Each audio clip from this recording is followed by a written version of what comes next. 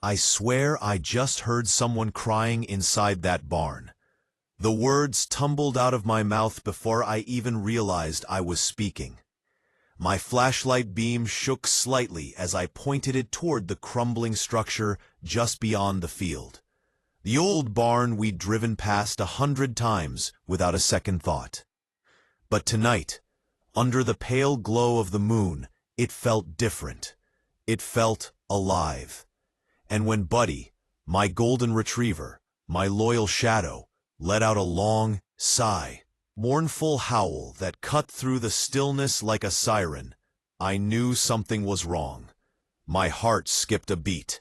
The night had been quiet moments before, just the chirp of crickets and the whisper of wind through the trees.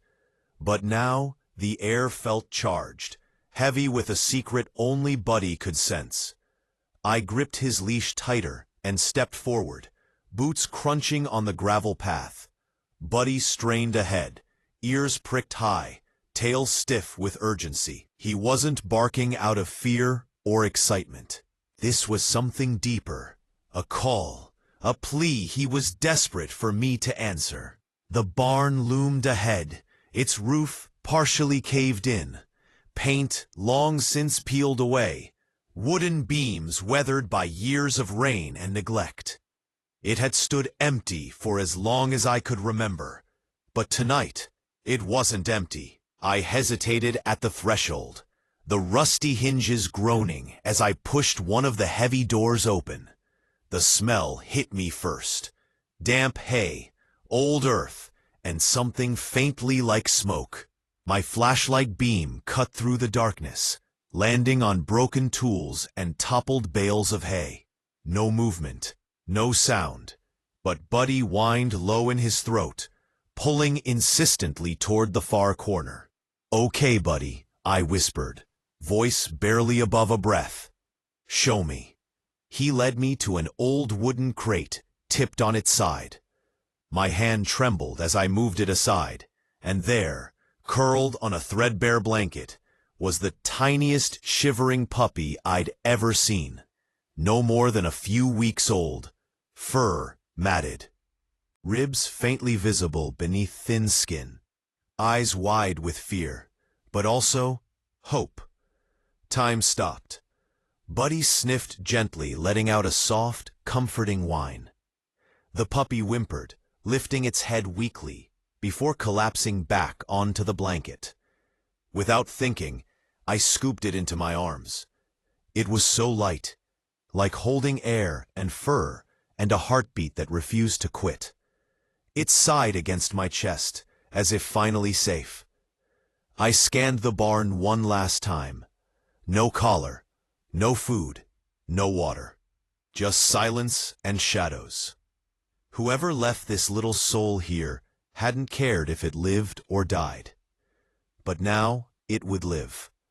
I whispered a promise into its fur. "You're safe now. I've got you."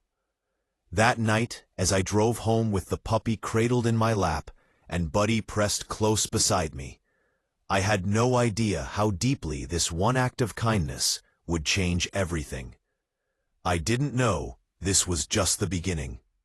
That Buddy's howl hadn't just saved one life, but would ignite a mission that would heal dozens more. Back at the house, I wrapped the pup in warm towels and called Emma, my neighbor who'd volunteered at the shelter for years. She arrived within minutes, eyes softening as she examined the tiny creature. "Malnourished, dehydrated, but there's hope," she murmured, mixing formula with steady hands. We fed it drop by drop through a syringe. It drank with desperate urgency, eyes fluttering closed when exhaustion finally won. Buddy curled beside the blanket, head resting on his paws, as if standing guard over our newest family member. That night, I slept on the living room floor, waking every hour to check its breathing. Each soft sigh felt like a victory. Outside, the wind howled through the trees, but inside, we'd built a small circle of warmth no darkness could touch. The next morning, Sunlight spilled through the curtains. The puppy's chest rose steadily. Alive, present, fighting. We took it to Dr. Harris, the town vet. He confirmed it was weak but resilient. Likely had a mild respiratory infection, but nothing a few days of antibiotics and good care couldn't fix. "You did good," he said, watching Buddy nuzzle the pup with gentle concern. "He's going to make a great big brother." And he was. Over the next few days, the puppy grew stronger. Its eyes brightened. It wagged its tail for the first time, a tiny, wobbly flick that made us all laugh through tears. It tried to stand, and Buddy nudged it gently, encouraging it to take another step. Every milestone felt monumental, but questions lingered. Who left it in that barn? Why there? And was it the only one? One evening, as I stood at the edge of my yard, staring toward the barn's silhouette under the moon, Buddy sat beside me, tail thumping once. "I think we need to go back," I said softly. "There might be more." Emma agreed to watch the pup while we returned. This time, we searched every corner. Moved crates, lifted hay bales, and then Buddy stopped near a loose board in the far wall. He scratched at it softly. I pried it open. Behind it, worn blankets, a rusted water bowl, spoiled kibble. This wasn't just one abandonment. It was a pattern. Someone had been using this barn as a dumping ground. My stomach churned with anger, but also resolve. No more. That night, I barely slept. The next morning, I drove into town, asking locals if they'd seen anything unusual near the barn. An old man named Walter mentioned a dark green, rusty truck parked there late at night. "Thought it was kids," he said. "Didn't think much of it." But I did. Emma and I set up a camera and returned that night, hidden in the trees. Hours passed. Then, headlights. The same green truck. A figure climbed out, carrying another tiny puppy. My blood ran cold. They placed it inside the barn and drove off. We rushed in, hearts breaking all over again. This pup was even smaller, shivering, crying softly in the dark. I scooped it up, whispering the same promise. "You're safe now." We had footage, proof, but the driver had vanished into the night. The next pup came a week later, then another. Each time, the same truck, the same cruel indifference. We rescued them all, 3 tiny lives now curled together by my fireplace, Buddy forming a protective ring around them. But it wasn't enough to just save them. We had to stop the source. I took the footage to Sheriff Hawkins. He recognized the driver, a man on his radar for other crimes. Within days, they'd located him. His property held evidence of multiple abandoned litters. Some too late to save, others clinging to life in filthy pens. The man was arrested. He confessed. He'd been breeding dogs irresponsibly, discarding the ones he couldn't sell. Sick ones, weak ones, unwanted ones. The green truck sat silent in the weeds, its engine cold, its cruelty finally ended. But the healing was just beginning. News of Buddy's Howl spread through town. People started calling with tips. Strays found near back roads, abandoned sheds, forgotten barns. Volunteers showed up at my door with blankets, food, handmade toys.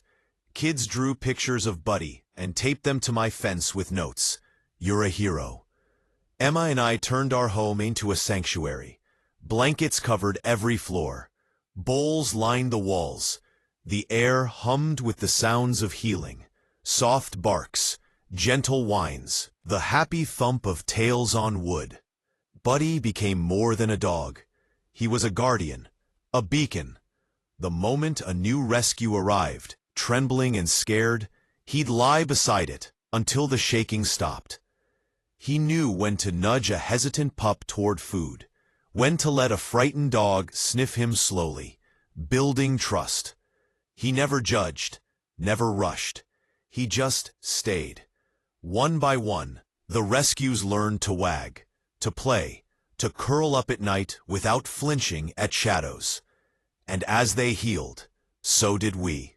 Because saving them wasn't just about giving them a second chance. It was about remembering our own humanity, about choosing hope when the world shows us cruelty. One evening, as I sat on the porch, watching the sunset paint the sky in gold and pink, Buddy rested his head on my knee.